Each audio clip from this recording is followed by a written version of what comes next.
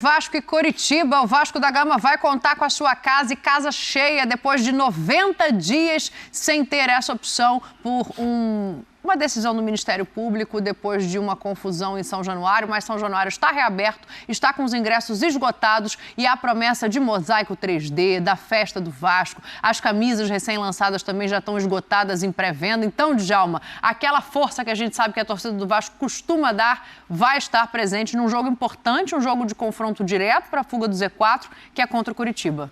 É importante o apoio do torcedor, principalmente no momento bom do Vasco, né? Porque o time, hoje, o Vasco demorou, desde o início do ano, a gente vinha falando, tinha que ter reforço, contratar, demorou, mas enfim, eu acho que o Vasco encontrou um time. O Vasco hoje tem um time sólido, vem jogando bem, e com o São Januário cheio, eu acho que a tendência é esse Vasco deslanchar, né? Porque num momento como esse, um tropeço em casa seria fatal, né? Então, acho que o Vasco não é só do jogo do Fluminense, já vinha jogando boas partidas, crescendo de produção. Jogadores que foram contratados, Veguete, a subida de produção do PEC, o Serginho no meio de campo.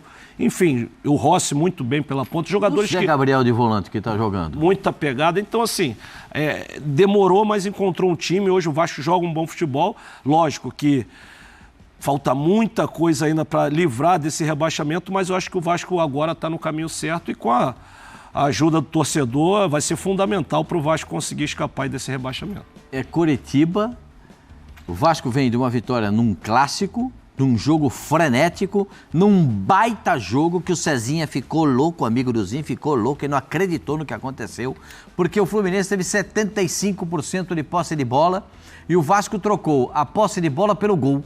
Sim. A posse de bola, posse de bola não estou interessado, é no gol.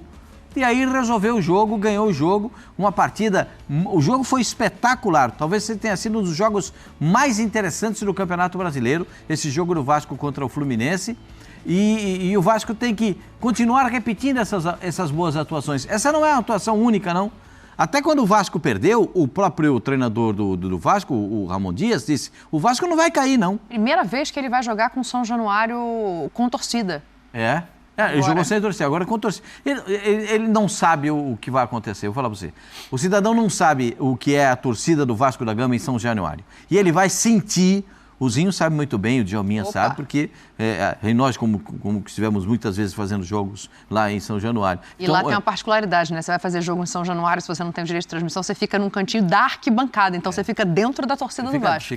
Você fica vendo o jogo ali junto com a torcida. E vou dizer para você, é uma torcida diferente, porque o que faltar em campo, a torcida vai inteirar fora do campo, na vontade, ninguém tem preguiça para jogar com a torcida do Vasco em cima. Nenhum jogador vai ter alguma deficiência. Não tem, porque os caras vão cobrar e o time vai para cima. O Coritiba vem numa situação muito ruim, né? Sim. Ainda tem o Coritiba e depois tem o América e depois ainda tem Santos. Olha a trajetória do Vasco aí. O jogo contra o América é aquele jogo que está faltando, é isso, né? Atrasado. É um jogo atrasado, aquele do América, que está faltando aí pro Vasco cumprir. Então, são todos eles numa faixa em que o Vasco precisa de pontos. O Vasco tem que tirar pontos dos adversários, né? O Vasco arrumou um centroavante, esse Veguete, ele é um cara inteligente. Isso não é um centroavante comum, não. Ele é um centroavante inteligente. Um cara que já está rodado na bola, já é veterano, então se posiciona bem, sabe disputar a bola no corpo com o adversário, vai bem no alto, se posiciona para fazer o pivô. Tá? O Payet está começando, já entrou um pouquinho mais contra o Fluminense, está começando a jogar melhor. Aliás, o pessoal lá da França está querendo o afastamento do presidente do Lyon, né? do Olympique de Lyon, porque liberou o Payet. Você tem uma ideia, se o Payet tem importância lá em Lyon. Vê se ele tem importância lá. Vê quem é o Payet na França e esse cara que está jogando. E tem importância extrema nesse Vasco também encaixando, né? Um jogador com qualidade técnica, chega no fim da temporada para entrar em ritmo físico. Poxa, o Vasco está encontrando um time. Eu falei do Zé Gabriel. O Zé Gabriel ficou 10 partidas no Vasco sem ser relacionado. Não é que ele não foi jogar, ele não foi no banco. 10 sem ser relacionado.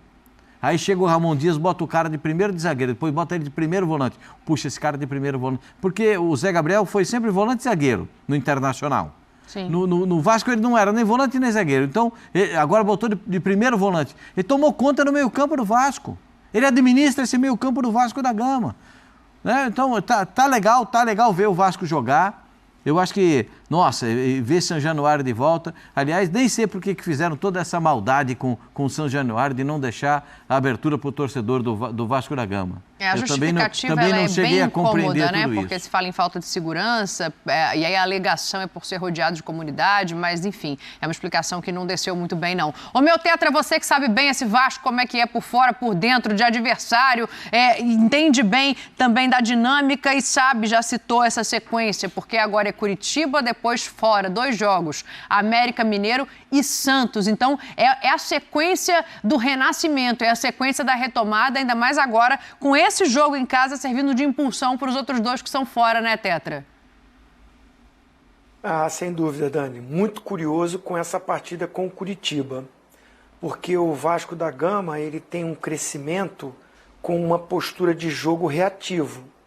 Até quando ele ganha aquele jogo do Atlético Mineiro, Maracanã, aquela briga toda, vai jogar, não vai jogar, aí chuva, né? Foi na base da raça, da vontade, a torcida lotou, o torcedor junto, o Atlético com posse de bola, tentando agredir, o Vasco se defendendo, chegando, muito isso que falou o Veguete, né? Na bola aérea, fundamental, importante, sai para jogar contra o Palmeiras, perde o jogo, mas não faz um jogo ruim, mas sempre na base do jogo reativo. Se defende bem e sai num contra-ataque, sai na velocidade. Empata com o Bahia assim e ganha do Fluminense assim. Eu estava no jogo lá, não trabalhando, fui como espectador, que aprecio e gosto de bom jogo. Olha, coloco como um dos melhores jogos do campeonato todo até agora, esse jogo Fluminense-Vasco, mas foi um Fluminense com a bola, o Fluminense ditando o jogo e o Vasco muito disciplinado, muito forte, convicto do que queria. Né? Aí tem a bola parada, né, que o Veguete é muito importante, tem o contra-ataque e tem as falhas dos adversários.